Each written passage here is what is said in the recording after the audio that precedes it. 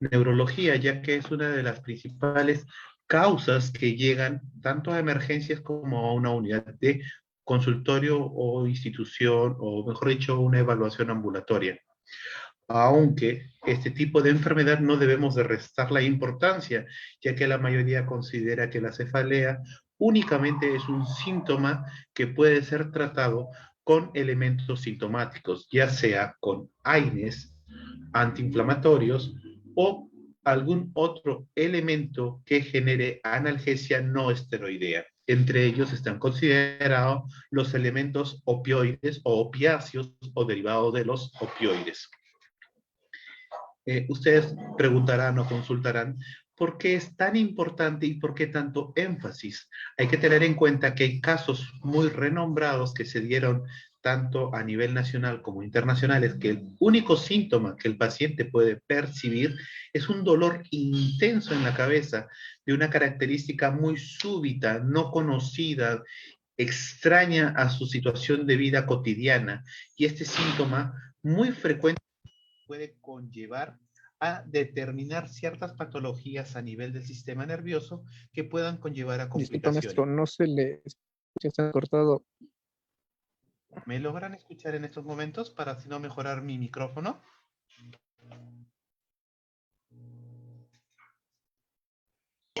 Logro escucharle, pero no Sí, se le diapositiva, escucha. pero la diapositiva la veo igual.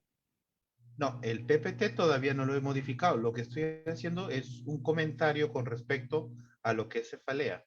En estos instantes vamos a iniciar la discusión de cada uno de los PPTs. Agradezco a cada una de las personas que me estén haciendo el feedback con respecto al audio y la imagen. Comencemos. Bueno, debemos de tener en cuenta que las cefaleas pueden subdividir según cómo se pueden encontrar en cefalea primaria y cefalea secundaria.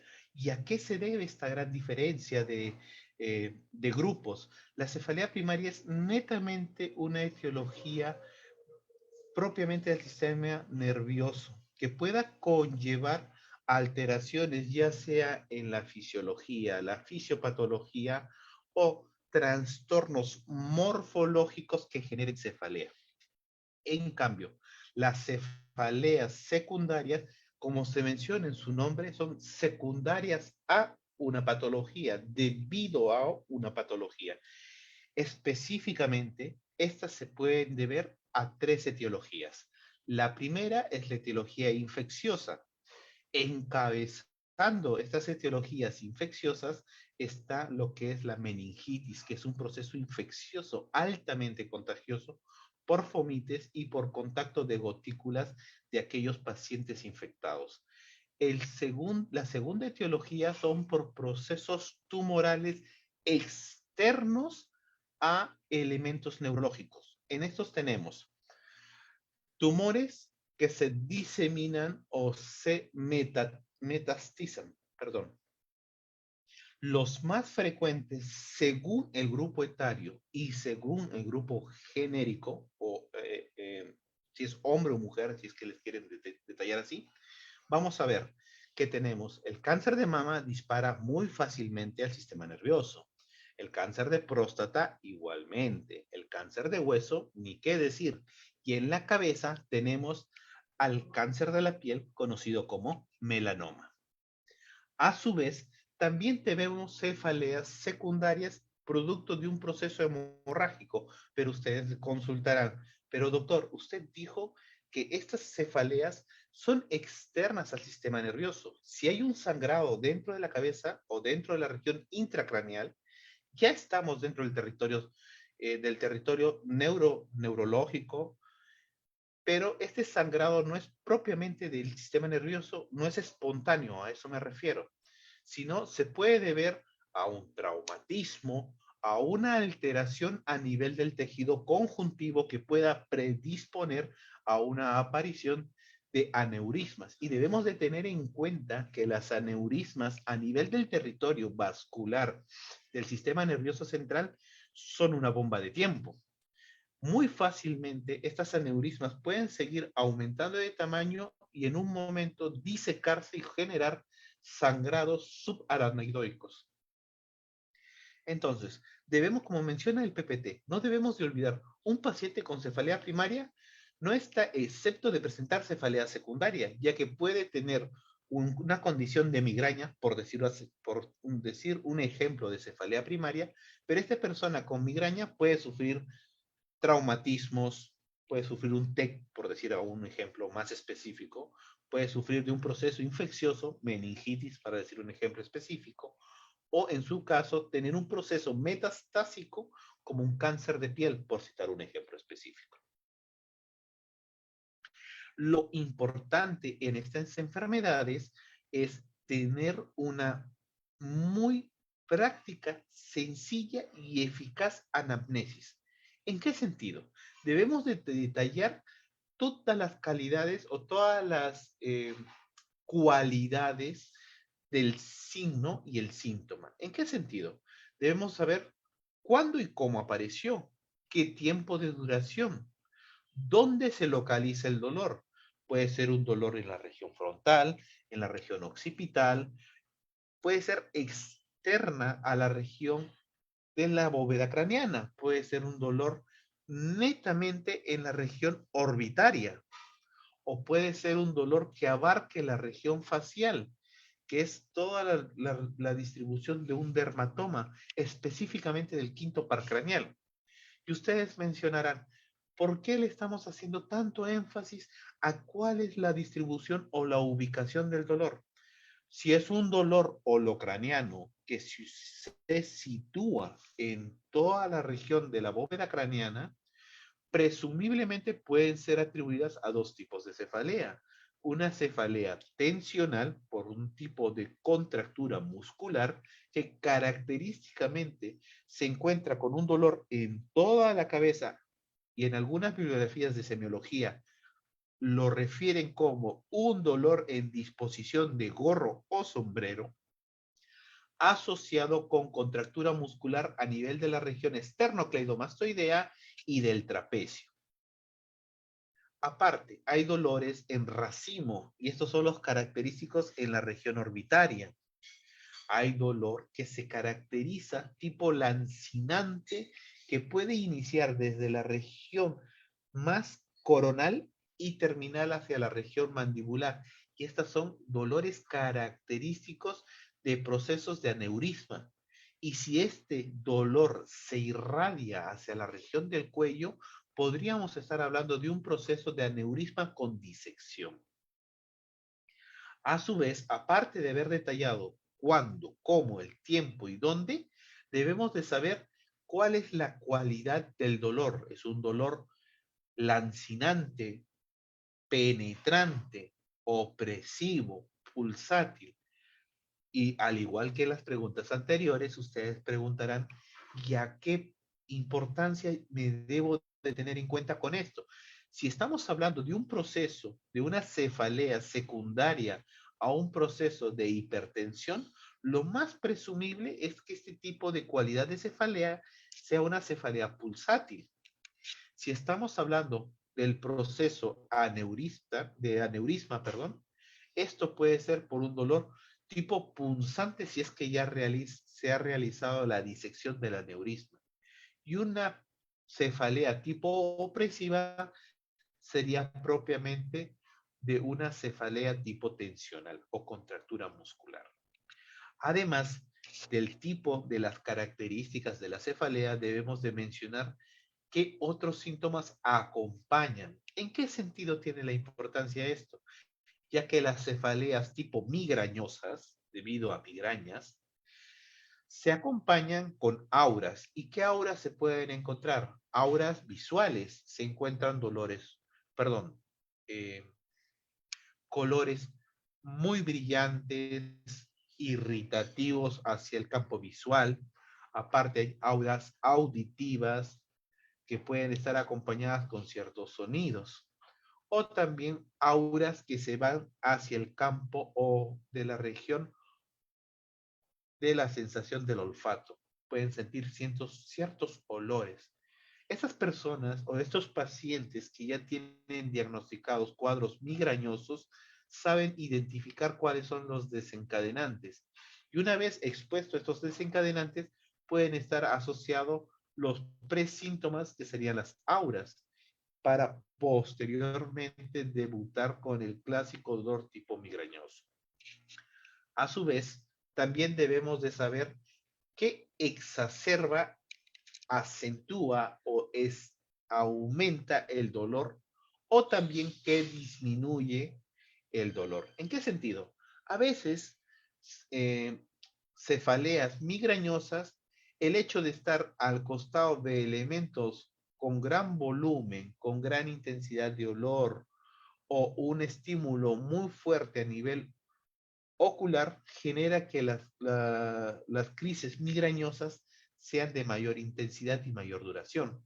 En cambio, personas migrañosas buscan condiciones donde no haya sonido, no haya estímulos visuales, específicamente de la calidad o del estímulo fotoestimulantes. Entonces buscan cuartos desolados, oscuros y sin nadie para poder atenuar o disminuir esos síntomas.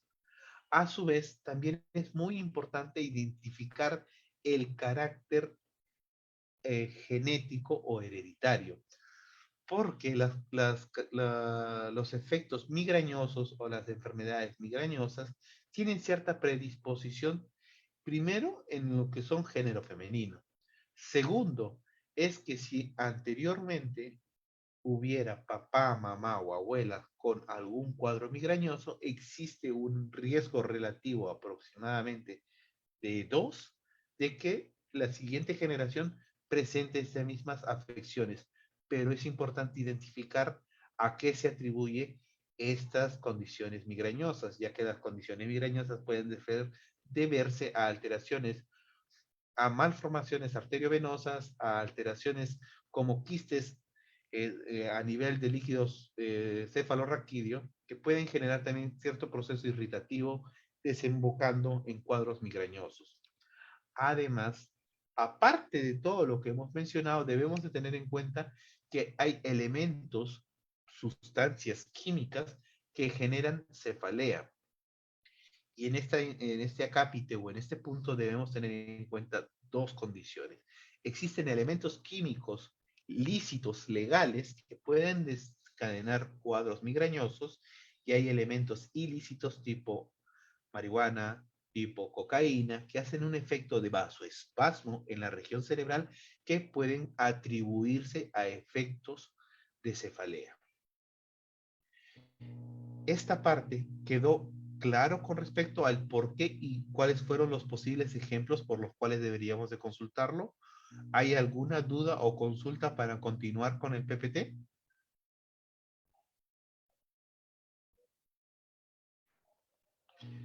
Ante el hecho de que no hay ninguna manito arriba ni un micrófono activo, continuemos. Por mi Debemos parte, tener en cuenta que...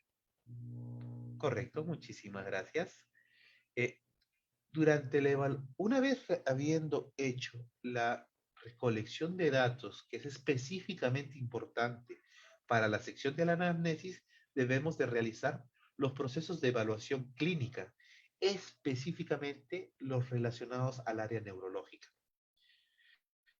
Hay trastornos neurológicos que generan síntomas tipo cefalea que pueden acompañarse con déficit sensitivo, déficit cognitivo y déficit motor. ¿En qué sentido?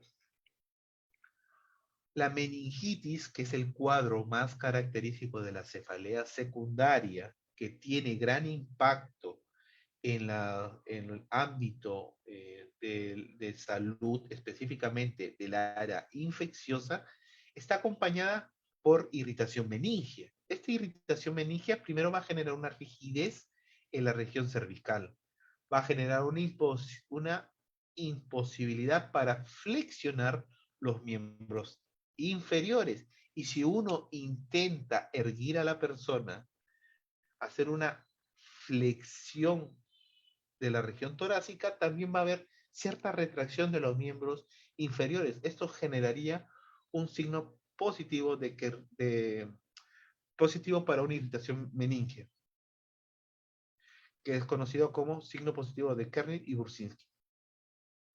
Ahora, Si uno no está pensando en un proceso infeccioso con irritación meningia, sino por un proceso migrañoso, por malformación arteriovenosa que haya generado algún proceso irritativo, podríamos fácilmente identificarlo a través de un examen de fondo de ojo, en lo cual podemos visualizar, disculpen, me olvido que no tengo la pantalla táctil, este fondo de ojo en donde la mácula va a estar hiperémica y fácilmente puede ser atribuido a un proceso hemorrágico.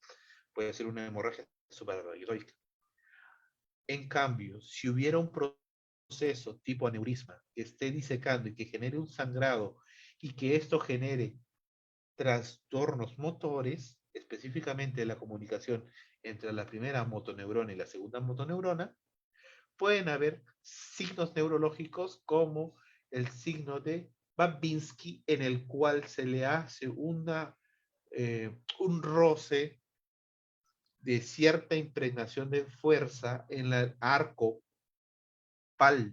plantar, perdón, en el arco plantar, y se va a ver que existe una flexión y una separación de las falanges. Esto sería un cuadro positivo que detallaría un principio de alteración a nivel de la primera motoneurona y la segunda motoneurona. Si estamos hablando de repente de una cefalea acompañado de una pérdida de la fuerza motora de una región de la hemicara, esto puede estar asociado a procesos primero infecciosos, para poder hablar por una infección por, digamos, el virus de Epstein-Barr o el virus herpes virus, que va a generar una alteración a nivel del trigémino, que es el quinto par craneal, generando el parálisis facial. O también, no necesariamente en la región facial, puede haber alteraciones en las cuales va a generar una hiperalgesia del dermatoma afectado. Hay que tener en cuenta que el virus herpes fácilmente se interioriza a nivel de las ramas nerviosas, viajan hasta el asta posterior, y en el ganglia de la asta posterior se quedan en una posición o una fase latente. ¿Qué cosa quiere decir esto? Que con cualquier desencadenante, sea un efecto de estrés, disminución de la inmunidad u otras afectaciones, pueden nuevamente brotar y generar este cuadro de hiperalgesia acompañado con vesículas en todo el dermatoma. Antes de proseguir, ¿alguna persona no tiene definido lo que es la hiperalgesia?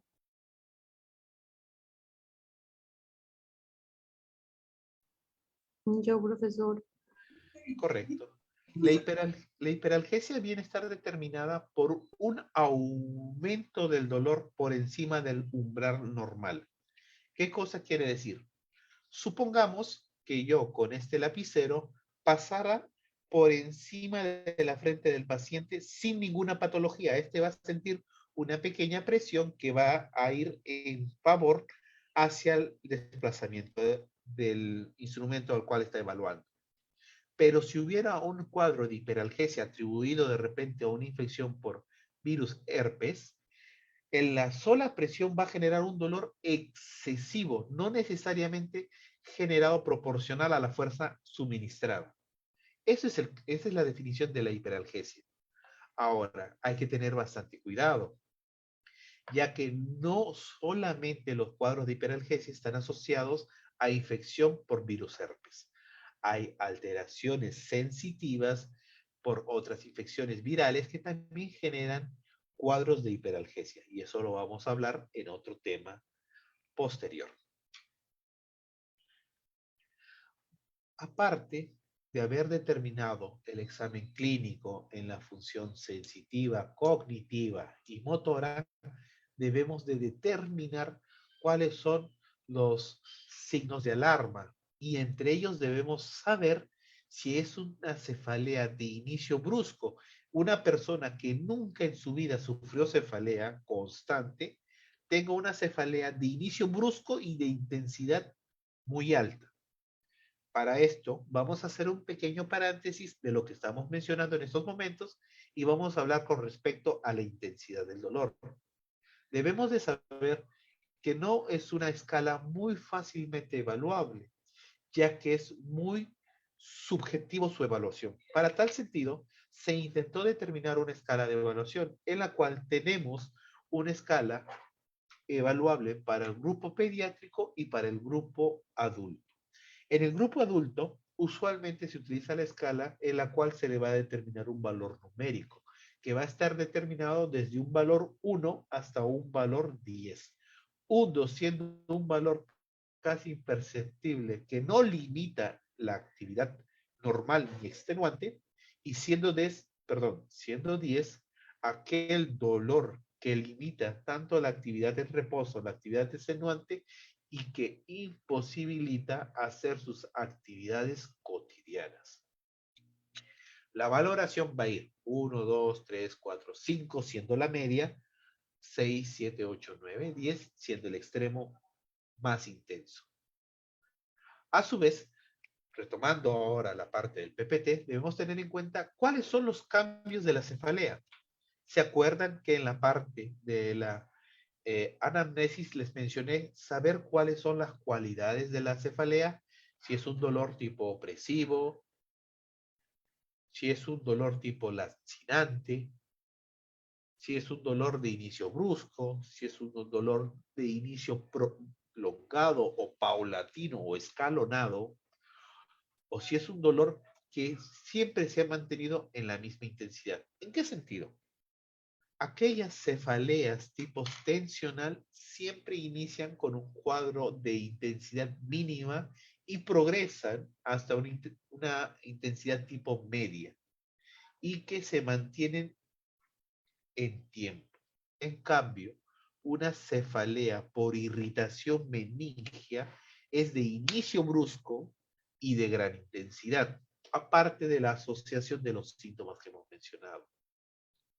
Debemos de tener en cuenta que aquellas cefaleas que se acompañan con trastornos neurológicos, y aquí menciono el grupo sensitivo, motor y cognitivo, es aquel que debemos de tener mayor importancia en identificar, priorizar y hacer el traslado lo más pronto posible, ya que, bueno, la demora, el retraso en la atención oportuna de este tipo de cuadros pueden conllevar muy fácilmente a un estado de deterioro que puedan conllevar hasta la muerte.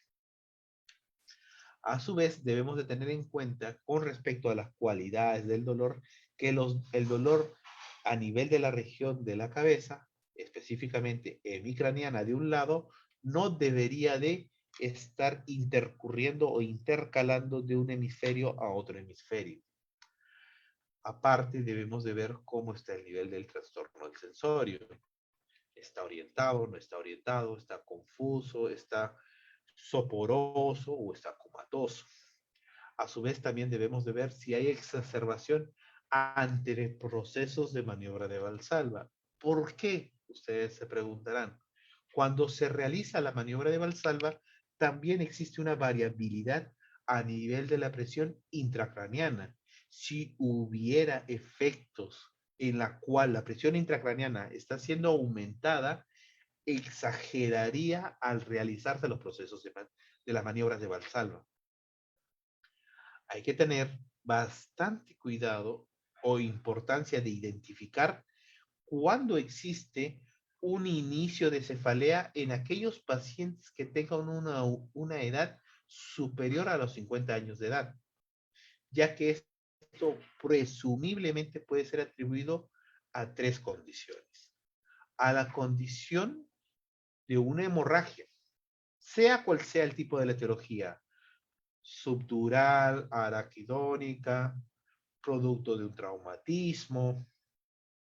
La segunda etiología, que no es proceso vascular, sería un proceso metaplásico neoplásico. Tumores que muy fácilmente pueden crecer y generar procesos de cefalea. Y el tercero, aunque no menos importante, son los procesos infecciosos.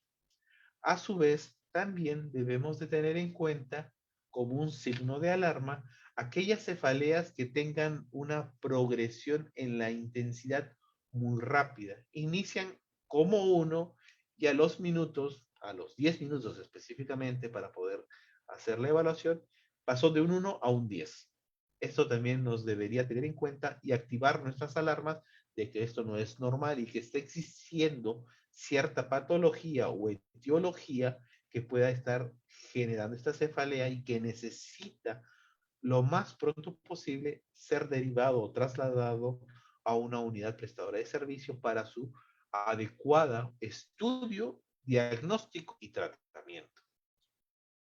Con respecto a los signos de alarma, ¿alguna duda o consulta, algo que no quedó claro o que deseen agregar?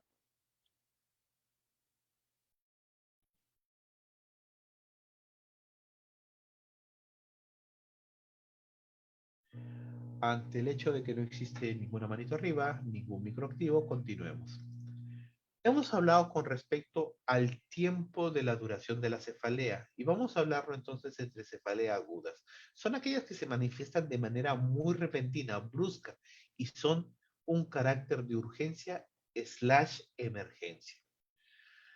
Debemos de tener en cuenta que las cefaleas en trueno alcanzan su máxima intensidad dentro de pocos segundos o minutos, siendo lo más fácil de evaluar dentro de los 10 primeros minutos.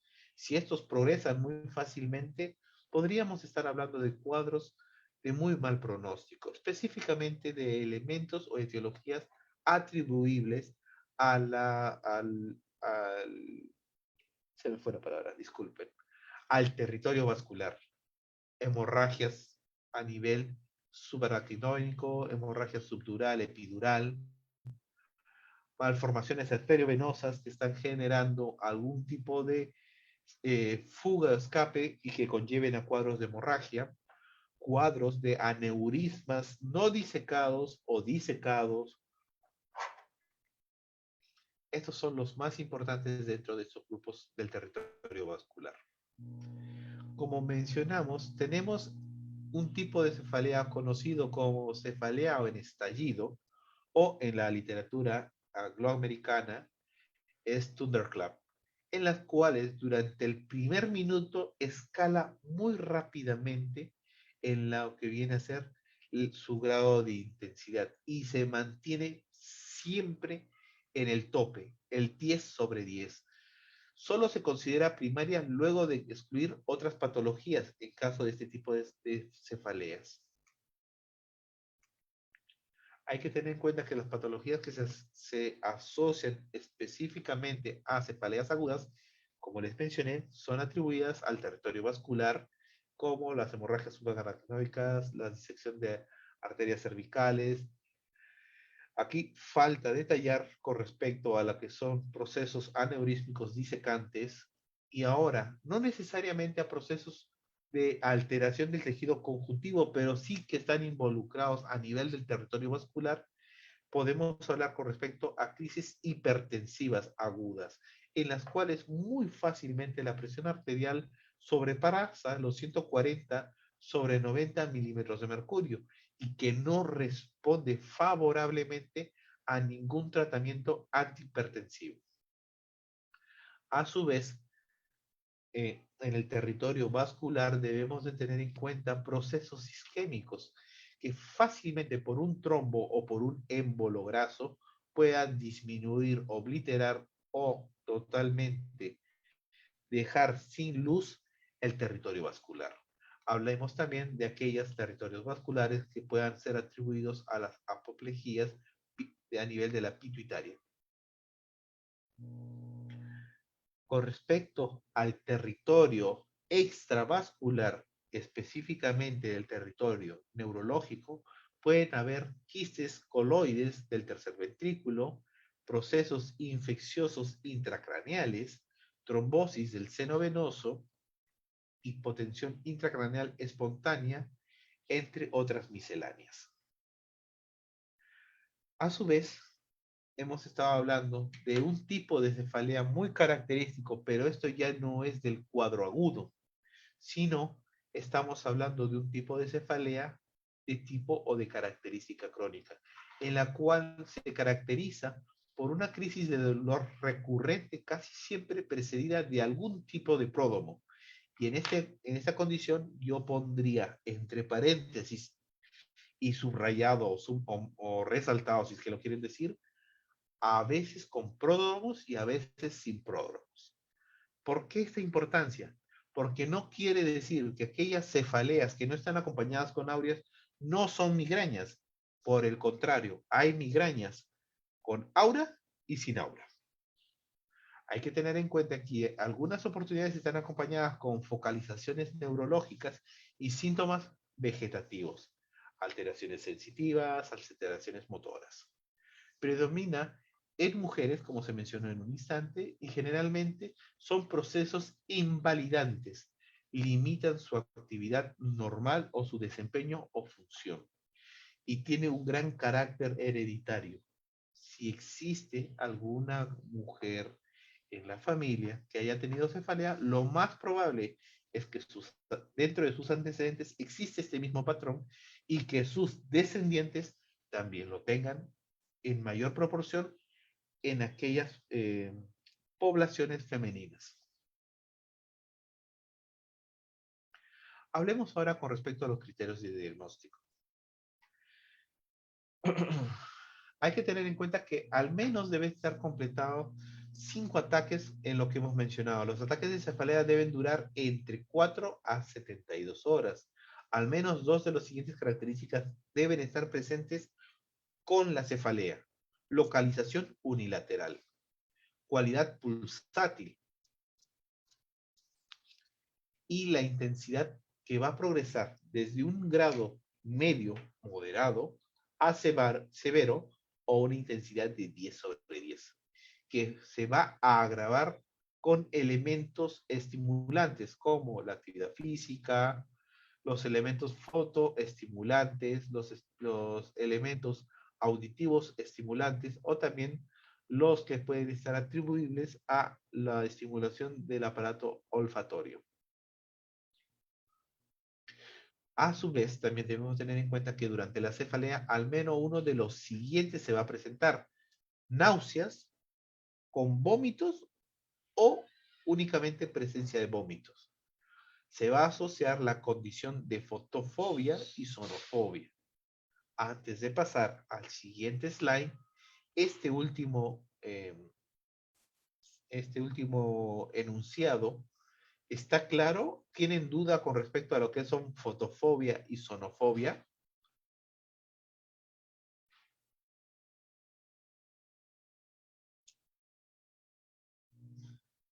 Ante el hecho de que no hay ninguna manito, continuemos. Hablemos con respecto a los diagnósticos o los criterios de diagnóstico para las migrañas con aura. Son similares en la primera parte con los que son las que hemos mencionado con la migraña, pero en la parte 2, que es el criterio, son aquellas auras caracterizadas por cualquiera de los siguientes, pero no puede haber una cualidad de déficit motor. Está presente cuando hay un estímulo visual sensitivo que puede ser reversible y puede ser positivo o negativo para ambos. A su vez, puede estar acompañado con cierto trastorno del lenguaje reversible. A su vez, debemos tener en cuenta que todo el resto va a estar paulatinamente regular o igual al esto. Va a haber al menos 2 de las siguientes, que va a ser un trastorno visual en la condición de los homónimos o un trastorno sensitivo unilateral. Al menos uno de los síntomas del aura se desarrollan gradualmente. Lo otro es que cada síntoma se desarrolla entre los primeros 5 a 60 minutos. Con respecto al cuarto criterio de diagnóstico, es la cefalea debe cumplir los criterios tanto B y D que hemos mencionado, de la migraña sin aura, y debe haber comenzado o debe de terminar con esto. No se puede atribuir a otras enfermedades. Esto es lo más importante. Las migrañas son un diagnóstico de exclusión. Se descartó procesos infecciosos, tumorales, o trastornos también tales como trastornos hidroelectrolíticos o enfermedades endocrino-metabólicas. Con respecto a la epidemiología, debemos de tener en cuenta que la prevalencia es semejante en los distintos continentes. La prevalencia global es aproximadamente el 12%, siendo este mayor en el grupo femenino, alrededor de un 18%, y un 7% en hombres. Siempre tiene su punto de debut en la edad de la pubertad, y su prevalencia mayor es en los niños o en las etapas infantiles. La migraña crónica prevalece aproximadamente en 2.5%, su frecuencia mujer-hombre es de 3.3. A algunas literaturas mencionan que puede llegar a ser hasta 2.1. La incidencia, según el largo estudio de EDES, alcanzó un pico máximo en la edad de 35 años y descendió con el aumento de la edad. Ahora, hay que tener en cuenta que el primer impacto es entre el quinto y el séptimo motivo de consulta, es el mayor riesgo entre la población de 25 a 55 años de edad, tiene un 85% de identificación por la característica del dolor severo, un tercio requiere reposo durante, después del ataque. El 60% no sabe qué problema tiene, ya que como inicia muy bruscamente y a veces no se tiene un buen árbol genealógico con las patologías o las enfermedades crónicas, pasan imperceptibles hasta que tengan un debut en las edades y en las condiciones que se mencionaron. Tienen alto deterioro de la calidad de vida.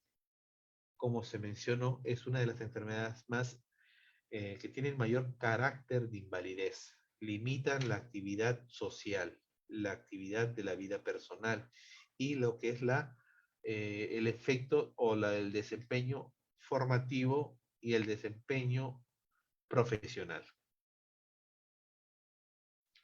Con respecto a lo que son las fases de la migraña, debemos de tener en cuenta que están determinadas por trastornos premonitorios en los cuales pueden estar asociados a alteraciones psicológicas, apatías, inquietudes, irritabilidad, procesos neurológicos acompañados como bostezos, inestabilidad, sensación de sonidos extraños que no están presentes como acúfenos, aumentos de las percepciones tanto sensoriales a nivel de las vibraciones sensitivas diferenciales, van a estar acompañadas también con procesos de anorexia, poliacuria o rigidez cervical si es que se acompaña con cierta contractura muscular.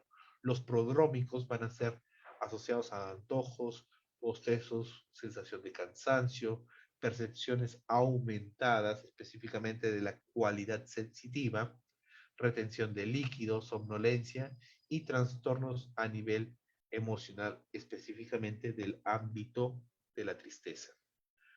Pueden estar asociados también en lo que es la alodinia y procesos de discapacidad. Las auras son característicamente muy fácil identificables y, como se mencionó, hay auras visuales, auditivas y olfatorias. La cefalea, como se mencionó, es un proceso discapacitante, en la cual se va a estar acompañado con fotofobia, sonofobia, a veces también con procesos de osmofobia. Van a haber cuadros en los cuales van a estar acompañados de náuseas y o vómitos. Conforme va progresando, eso también va a ir de la mano con cuadros de anorexia, pérdida del apetito.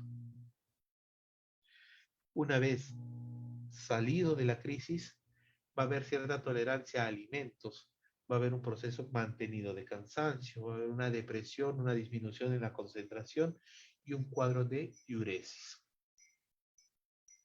para retornar a la normalidad. Y estas son todas las fases de las migrañas como se menciona. Antes de pasar al siguiente slide, ¿hay alguna duda o consulta?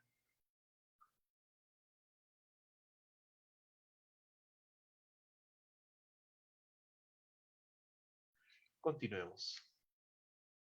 Profesor, disculpe, cuando dice somnolencia y tristeza, o sea, ¿puede ser depresión? No necesariamente, hay que tener en cuenta que la depresión es un... Ay, yo sigo con el lapicero en la mano. Eh, Depresión es un cuadro de diagnóstico psicopsiquiátrico, en lo cual existe mucha labilidad emocional. Puede ir de cuadros de mucha euforia, mucha alegría, a cuadros de mucha tristeza. Además, la depresión puede dividirse en cuadros de depresión mayor o depresión que puede ser manejado muy fácilmente con cuadros de terapia de apoyo psicológico, terapias conductuales, terapias medicamentosas, entre paréntesis pongo antidepresivos. En cambio, el cuadro de tristeza es un estado emocional que puede estar asociado a tristeza debido a un motivo, a consecuencia de. Entonces, las migrañas siempre están asociadas a ciertas condiciones y esto está muy relacionado a los cuadros de auras. Ah, ok, está bien, entonces. Correcto, espero haber despejado su duda. Muchísimas gracias a usted. Continuemos si es que no hubiera ninguna otra duda. Disculpen. Con respecto a los factores precipitantes, desencadenantes de las crisis migrañosas, está determinada por los siguientes factores. Son cuadros que pueden estar con hipoglucemia. Ahora, ¿qué son cuadros de hipoglucemia? Ayunos prolongados, ejercicios extenuantes sin un aporte calórico o nutricional adecuado, el efecto de la tensión o el estrés emocional, los cambios de ritmos circadianos, horas de sueño y horas de descanso. Y estos son muy fácilmente atribuibles en aquellos que tengan cuadros de viaje de largas distancias o lo que es conocido como un jet lag. Alimentos, y entre ellos están también determinados los que son relacionados a los quesos, a los embutidos que tienen componentes nítricos, al cacao, al glutamato monosódico, a los edulcorantes que contengan aspartato, a los cítricos, a la cebolla, algunos hacia el alcohol, entre otros. Factores hormonales, específicamente del grupo femenino, en los cuales están asociados tanto la menstruación como la menopausia. Hay que tener en cuenta que hay factores ambientales desencadenantes y aquí están los efectos estimulantes. Los fotoestimulantes, los auditivos estimulantes o fonoestimulantes y los oftalmoestimulantes.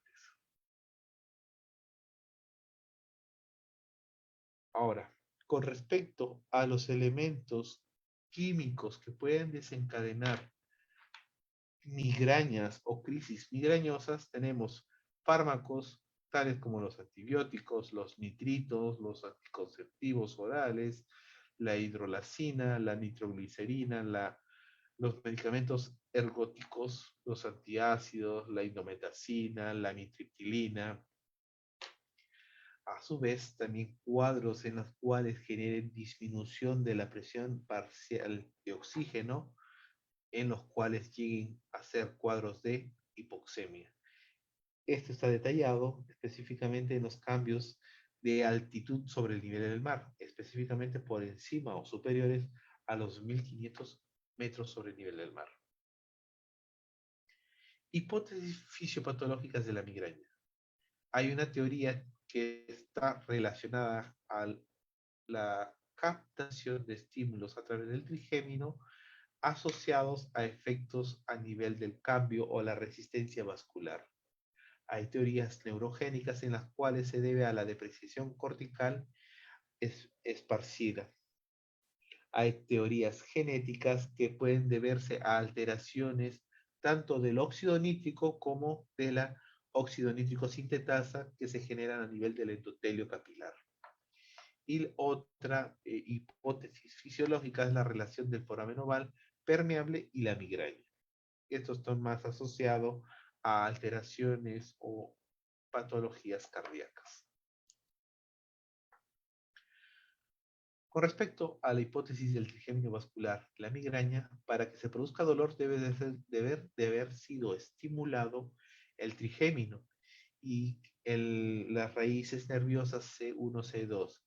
el sistema trigeminal abarca la circulación extra e intracraneal, se producen dos cambios de unión a nivel de la neurovasculatura, produciendo un proceso de inflamación neurógena a través de los sustratos del óxido nítrico y a través del CGRP y la vasodilatación. A esto va lo que es el cambio de la resistencia vascular.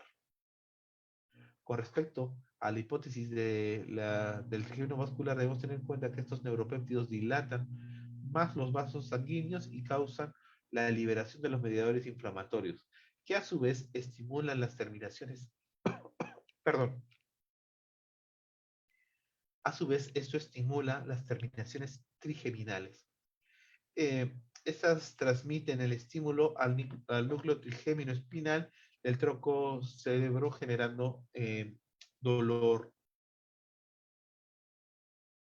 Aquí tenemos lo que estamos hablando con respecto a la hipótesis del trigémino y en las cuales va a estar asociado a la inervación sensorial de las raíces nerviosas C2, C3, C4, que va a llegar hacia el tálamo, la corteza, generando lo que es la afectación o la generación de mediadores inflamatorios, generando el dolor último en sus estados más posteriores.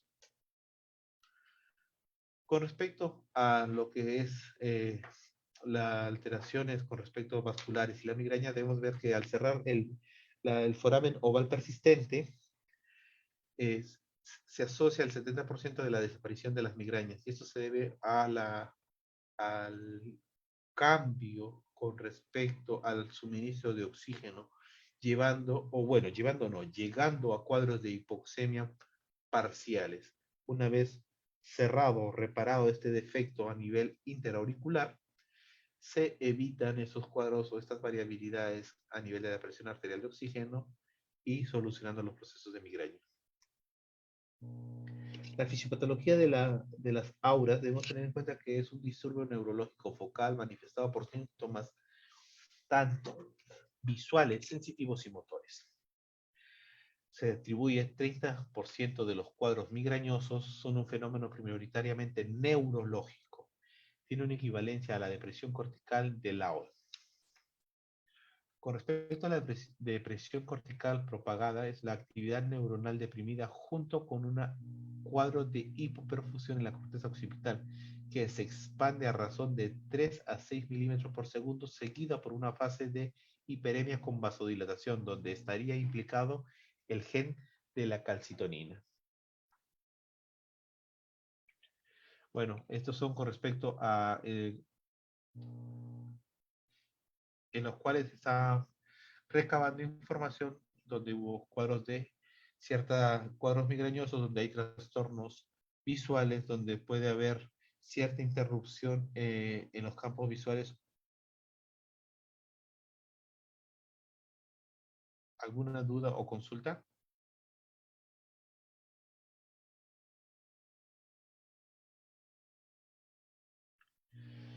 Hablemos con respecto a la evaluación in situ de los cuadros migrañosos. ¿Cuándo sí se debe de considerar una terapia o una conducta de neuroimagen y cuándo no?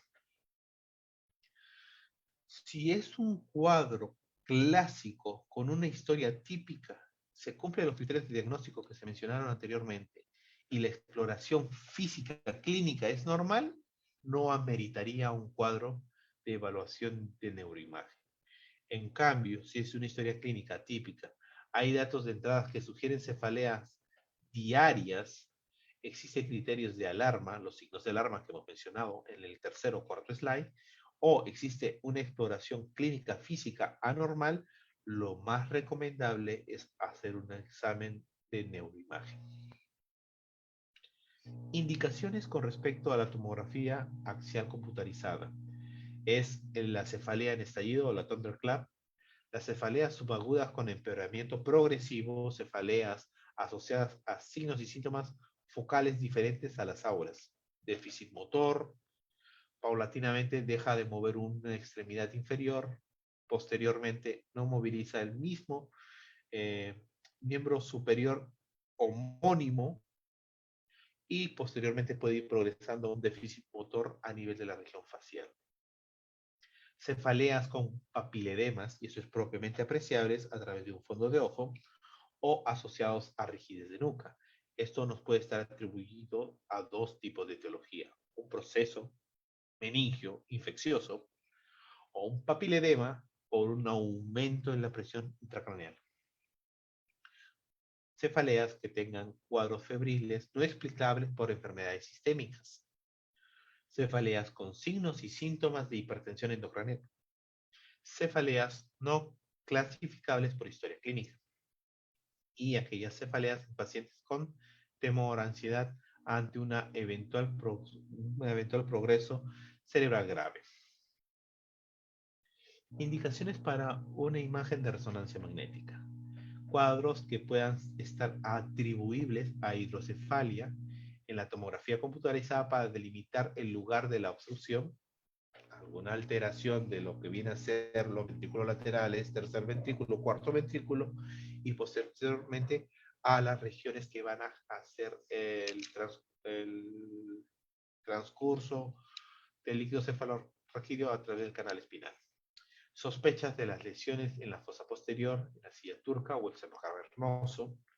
Cefaleas por maniobras de Valsalva, descartar malformaciones de Alnor y Chiari, sospecha de trombosis venosa intracraneal, sospecha de cefalea por hipotensión del líquido cefalorraquídeo, sospecha de infartos migrañosos. Y aquí, por favor, tengan bastante cuidado, porque los infartos migrañosos están asociados a 4 síntomas muy importantes y muy clásicos. Cefalea de inicio brusco y de gran intensidad, con déficit motor que va progresando paulatinamente, con alteración del sensorio y por último con trastornos hemodinámicos. ¿En qué sentido? Función respiratoria, función cardiovascular, progresivamente deteriorando. Diagnósticos diferenciales con respecto a la cefalea asociada al trigémino automáticas. Debemos tener en cuenta que la cefalea en racimo tiene una edad de inicio de aproximadamente de 30 años. Su relación de afectación según su género es mayor en hombres que en mujeres, teniendo una relación de 4 en 1, perdón. Su distribución temporal de ataques es específicamente en épocas o cuadros nocturnos. El mecanismo precipitante son elementos irritativos como el alcohol y el tabaco. Efectos de indometacina no se realizan. Tratamientos: sumatripán, el oxígeno y los esteroides. Con respecto a las cefaleas de carácter hemicraniana paroxísticas, se dan un inicio de 34 años. Su relación se invierte, ahora es mayor en la población femenina, teniendo una relación de 2.4 a 1. Su duración del ataque usualmente es de 2 a 30 minutos. Duración temporal del ataque es en cualquier momento del día. Mecanismos precipitantes, específicamente los que involucran el movimiento de la región cervical. El tratamiento: indometacina. Con respecto a la cefalea clasificada como SUNCTA, de edad de inicio de 50 años, sigue teniendo una mayor prevalencia en hombres, pero esta es menor, siendo su relación de 1.4 a 1. La duración de los ataques es de 5 a 240 segundos. Los ataques clásicamente se dan en las temporadas o en el tiempo diurno. Los mecanismos precipitantes son los estímulos mecánicos. Efectos de la indometacina no tiene. Su tratamiento son la lamotrigina, la carbamazepina y la gabapentina. Aquí clásicamente vamos a ver una cefalea que se asocia a trastornos vasculares, específicamente la región oftálmica, que pueden ser atribuibles a cuadros de hipertensión arterial, a cuadros de alteración vascular. La terapia preventiva, perdón. Con respecto a las terapias preventivas de la migraña, se debe de considerar terapias cuando la crisis tiene un gran impacto sobre la calidad de vida. No responde a tratamientos abortivos o a la frecuencia de la crisis es suficientemente elevada con el riesgo de producir cefaleas por abuso de analgésicas. Con respecto a la valoración o la herramienta de valoración de discapacidad, debemos tener en cuenta que está asociado al acrónimo MIDAS, que en inglés es por la escala de valoración de discapacidad por migraña, ¿no? Es ver si es variable, si es ritual, si se valora entre los primeros 3 meses, tiene una valoración de pérdida en días con respecto al score, si se corresponde la clínica con lo que es la parte de la discapacidad y si se logra hacer un uso clínico con respecto a la factibilidad de los grados de 1, 2, 3 y 4 y se puede estratificar para hacer un tratamiento adecuado. Hablemos con respecto a los objetivos de la terapia preventiva en la migraña. Los objetivos son reducir la frecuencia, intensidad e incapacidad producida por la crisis migrañosa, reducir la toma de medicamentos abortivos que pueden reducir los efectos secundarios de estos mismos fármacos usados, reducir el riesgo que provoca una cefalea por acción medicamentosa, mejorar la calidad de vida, educar al paciente para tener un adecuado control sobre su enfermedad. Con respecto a los medicamentos usados para las migrañas, están asociados a los cuadros tales como los anticonvulsivantes, los antidepresivos tricíclicos, los beta bloqueantes y los antagonistas de calcio, disculpen nuevamente. Entonces, vamos a ver con respecto a los fármacos preventivos y estos son los grupos que vamos a tener. Con respecto a los grupos de los bloqueadores beta, tenemos al propanolol, que es un elemento no selectivo, al nadolol, perdón, también que sigue siendo no selectivo, el atenolol, que es un elemento selectivo, el tinilol y lo que viene a ser el metoprolol, que también es un elemento selectivo. Los rangos terapéuticos son como se muestran en la diapositiva para no estar haciendo la enumeración de cada uno. Los efectos secundarios más comunes de estos grupos son procesos de somnolencia, irritabilidad ocular, disfunción sexual. No se debería de dar a pacientes diabéticos, ni en aquellos pacientes que tengan insuficiencia cardíaca congestiva, asmáticos, ni pacientes con depresión o síndromes de Raynaud. Se puede presentar fatiga, disnea, tipo suspiración. Ahora, ustedes preguntarán, ¿y por qué no se le da a aquellos pacientes con síndrome de Raynaud? Hay que tener en cuenta que los beta bloqueantes van a acentuar esta vasoespasmo y pueden generar una disminución en las perfusiones distales. Con respecto a los bloqueantes o a los fármacos pertenecientes a los bloqueantes de iones de calcio, tenemos al fármaco flunaricina, tenemos al verapamilo y al diltiazem. Igual que en el grupo anterior, tenemos sus dosis o sus rangos terapéuticos. Sus efectos secundarios más comunes es el aumento del apetito, la sedación, parkinsonismos o síntomas similares al Parkinson, depresión y estreñimiento. El siguiente grupo que vamos a observar son los antidepresivos tricíclicos, en los cuales tenemos la amitriptilina, la noritriptilina, la doxipina y lo que es el imipramina. Las dosis igual se ven ahí en lo que es la diapositiva. Sus efectos secundarios más comunes son procesos de sedación, irritabilidad, palpitación, sequedad de boca, borrosidad visual, alucinaciones, trastornos de memoria, pesadillas, retención urinaria, aumentos de la presión intraocular. Para tal sentido, si el paciente sufre de glaucoma, no se debería de utilizar este tipo de medicamentos. Inhibidores de la recaptación de serotonina. Tenemos a la fluoxetina, la sertralina, lo que es la paroxetina, la venlafaxina y lo que es la trazodone, en la cual vamos a observar cuáles son sus rangos terapéuticos también dentro del PPT. Los efectos secundarios más frecuentes de este grupo son procesos de irritabilidad, inestabilidad, sedación, disfunción sexual, nerviosismo, entre otros. Los anticonvulsivantes usados en cuadros preventivos de migraña son el ácido valproico, el topinomato, la lamotrigina, la gabapentina. Sus efectos secundarios más frecuentes son intolerancia digestiva, náuseas, vómitos, ataxia, caída de cabello, aumento de apetito, temblor, pérdida de peso, nefrolitiasis, sedación, diplopia, entre otros. Con respecto a los elementos usados como los AINES, tenemos al naproxeno sódico, tenemos al ibuprofeno y al ketoprofeno. Los efectos secundarios más frecuentes son las úlceras gastrointestinales, procesos diarreicos, acúfenos, inestabilidad y procesos de encefalopatías.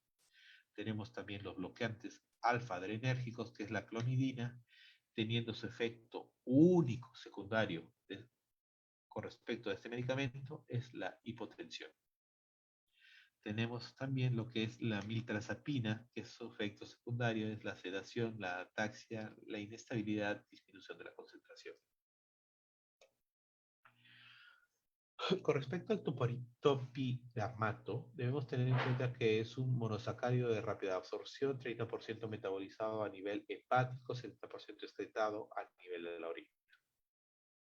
Estimula los canales de cloro activados por lo que son los elementos GABA e inhibe los neurotransmisores excitatorios. Es un inhibidor de la anhidrasa carbónica, lo que favorece la formación de cálculos renales.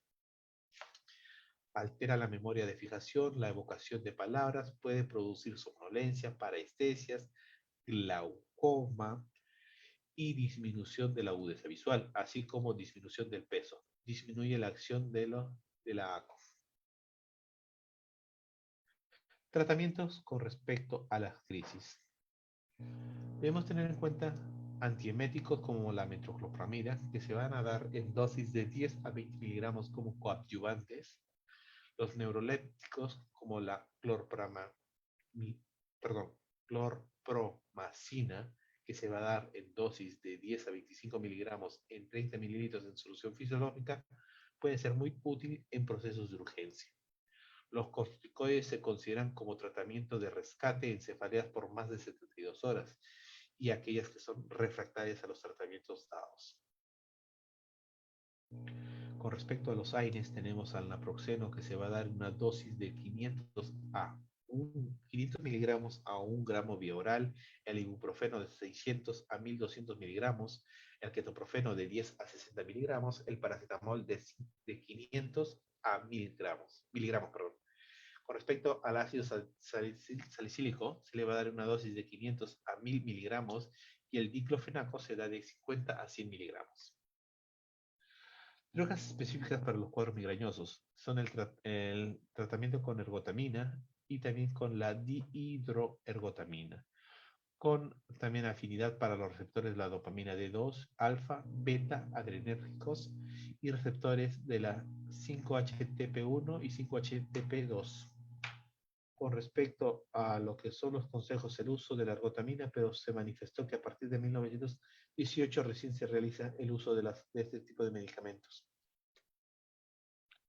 Con respecto a los triptanos o triptanes, son drogas diseñadas y desarrolladas para el tratamiento agudo de la migraña. Todos los triptanes son moléculas pequeñas sintetizadas y activan los receptores selectivos con respecto a las 5-HTP1B y 5-HTP1D.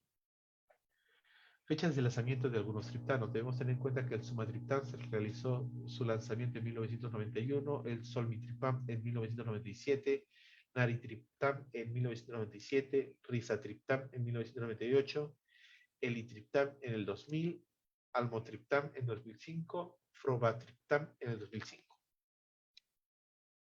¿Por qué los triptanes pueden ser mejor que otros? Primero, por su tiempo máximo y su tiempo de vida media. Su efecto máximo se va a realizar del sumatriptán a nivel de la hora y media y tiene un tiempo de vida media de 2 horas. Lo que viene a ser el naratriptán tiene su pico de actuar a las 2 a 3 horas y su vida media es de 6 horas. El somitriptán, su pico de actuar es de 2 a 4 horas y su tiempo de vida media dura desde 2 horas y media a 3 horas. Con respecto al elitriptán, su uso máximo o su actuar farmacológico máximo es de 1 hora a hora y media, tiempo de vida media de 4 a 5 horas. Risatriptán de 1 hora a 2 horas y media, su efecto máximo, y tiempo de vida media de 2 a 3 horas. Con respecto al frobatriptán, su acción máxima es de 2 a 4 horas, tiempo de vida media 26 horas. Almotriptán Su pico de dosis, o su pico de actuar, mejor dicho, es de 1 hora y media a 4 horas, y su tiempo de vida media es de 3 a 3 horas, 3 horas 7. Con respecto a la toxina botulínica, hay protocolos en los cuales se establecen, en donde se ha realizado en Estados Unidos, en 122 centros, y en Europa también lo incluyen. Su uso está aprobado con respecto a la FDA, pero con respecto a los usos a nivel nacional no se han utilizado.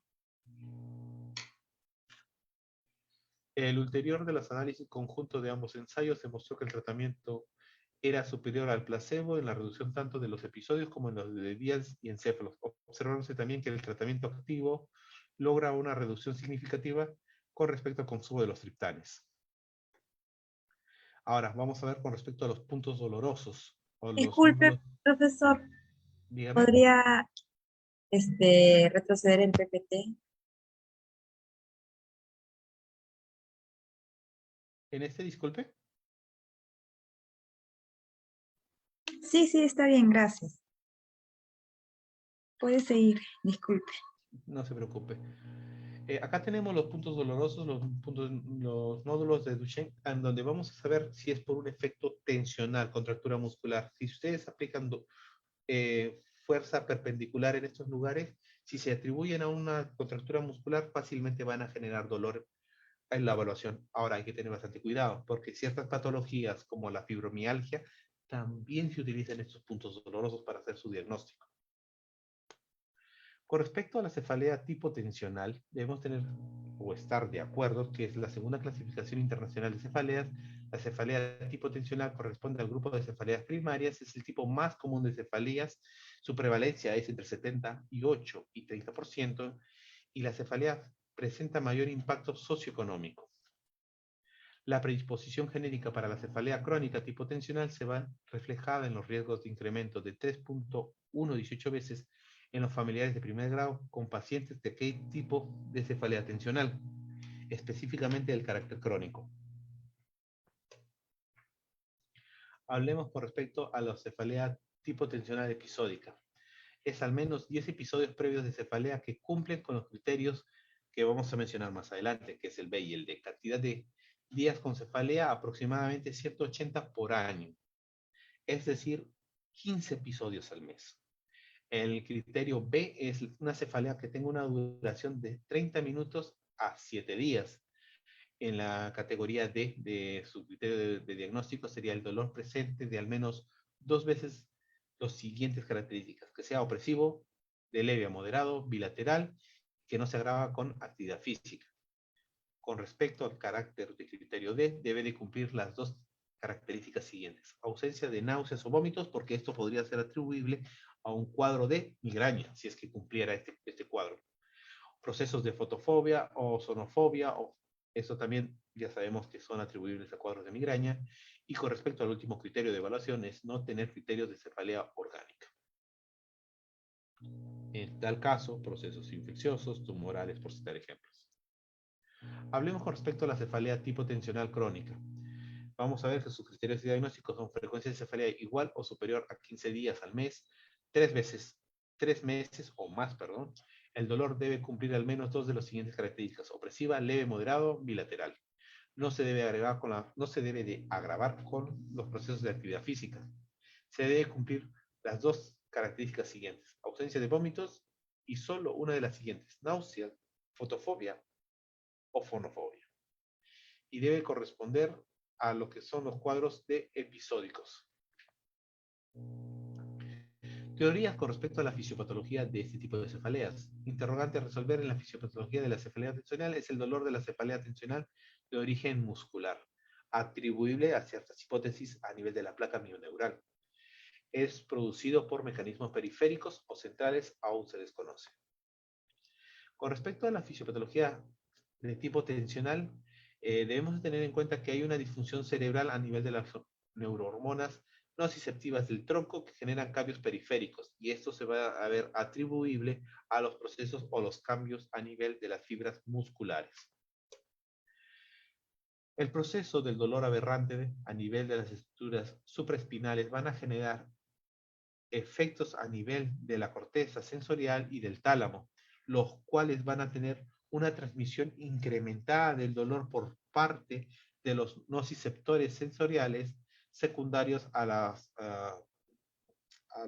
regiones de la raíz cervical C2 y C3, los cuales van a estar estimulados tanto por las fibras aferentes sensoriales tipo alfa, delta y beta. Con respecto a las porciones musculares, tenemos que tener que el área motora suplementaria, específicamente del sistema límbico, va a estar relacionada a lo que es la estimulación de la corteza motora. Esta corteza motora va a ser el efecto a nivel de las neuronas motoras, y esto a través de sus fibras musculares que van a generar un feedback a través de lo que son las vías o fibras aferentes. El aumento de los nociceptores a nivel de los músculos sobrecargados pueden provocar el ataque de un individuo con una ondulación alterada. Parece que los mecanismos emocionales también podrían aumentar este efecto tensional a través del sistema límbico del control muscular y al mismo tiempo reducir el tono del sistema endogénico antinociceptivo. Problemas. Estos mecanismos también producen ondas, o mejor dicho, claro, está bien, ondas que facilitan la nocicepción del tronco encefálico. La potencia a lo largo del lazo de las neuronas nociceptivas y la disminución de la actividad del sistema antinocicéptico central podría ser la causa de la cefalea tensional crónica. Tratamiento para este tipo de patología. La relación médico-paciente es importante, ya que un efecto tranquilizador hace mucho más que el aspecto farmacológico. Técnicas que facilitan la relajación muscular. Si son partidarios de terapias o medicina tradicional o alternativa, puede ser yoga, reflexoterapia.